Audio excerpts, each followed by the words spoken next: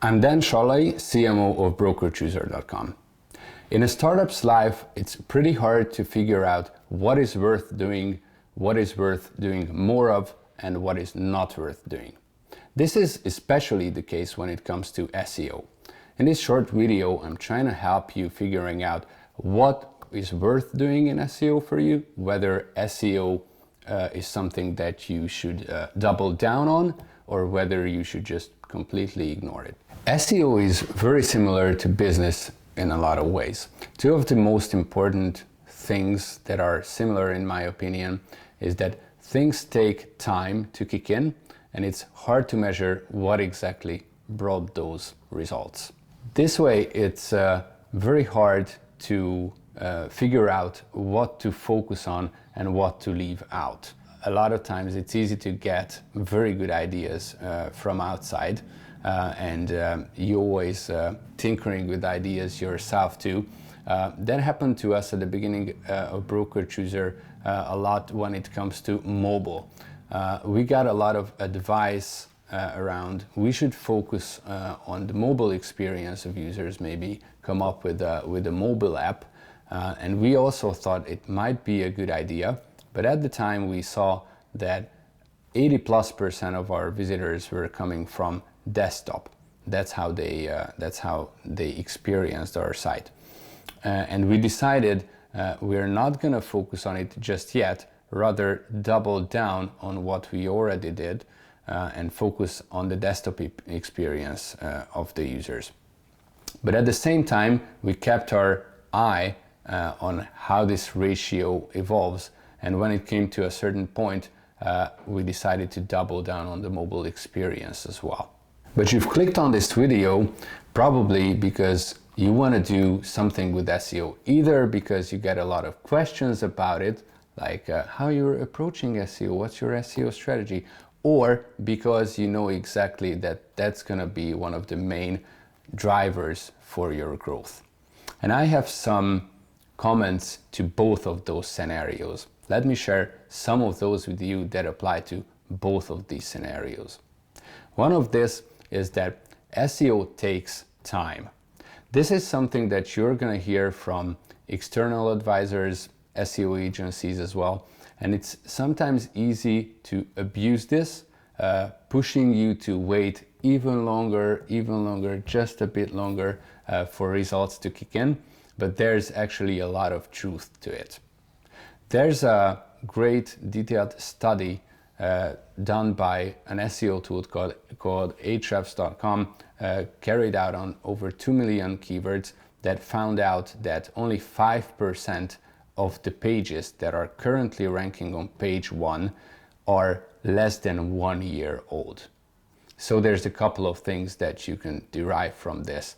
One is that it really takes time for results to kick in, and the other is that not everything works. And you shouldn't expect everything to be working, which is easier said than done.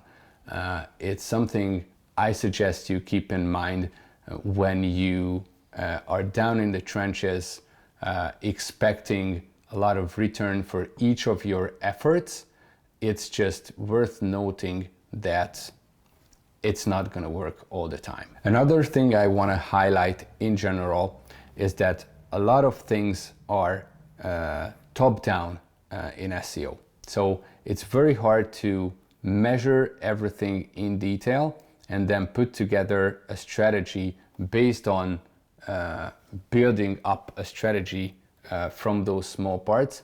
A lot of times you have to just say, okay, this is the way that I'm gonna go, but you always have to strive to make that an educated guess based on data. But it's not gonna be only data that's gonna be your driver at those decisions, but still it's worth trying to collect as much data as you can. And as we touched measurement shortly, let me elaborate on that a little bit further. There's two concepts that I want to bring to your attention that can help you while you wait for the results to kick in. And that's two types of metrics or indicators. One is leading indicators and the other is lagging indicators. Leading indicators are the type of metrics that can help you tell whether you are going in the right direction without actually seeing results yet. Lagging indicators are the metrics or indicators that tell you that you arrived there. So for example, you're trying to build links. For a lot of time, you're not gonna get links even though you try very hard. But a good leading indicator in this case is like, have you actually sent out enough emails? Have you got any positive feedback from those emails? And if you did, that tells you that you are going in the right direction. You are pedaling for that, but you haven't got the lagging indicators going up yet. So let's get back to those two types of companies or situations that I mentioned earlier. One of which is when you decided that SEO is not going to be important for you. That can be for a variety of reasons. Probably it's because you are in B2B and you, for example, rely on door-to-door sales. In this case, though, it's very likely, in this case as well, that the people who you are trying to sell to are gonna research your product, the issues that you're solving with your product online anyways. So in order for you to scale your sales process, at some point, it will be a wise decision to get some traffic from Google and from search as well. And since it takes a lot of time, it seems like a good idea to do some low effort, low risk activity right from the start. What can this be? What I'm talking about is let your team blog about what you do. So start a website, make your employees or coworkers write one blog post every month about the issues that they are solving for your customers. And the other thing is that also try to build relationships with other websites, thought leaders, journalists in your niche. And these two things are the basically the pillars of SEO in every case. And those two things are content, which you're going to have with the blog, and links, which you're going to acquire through relationships.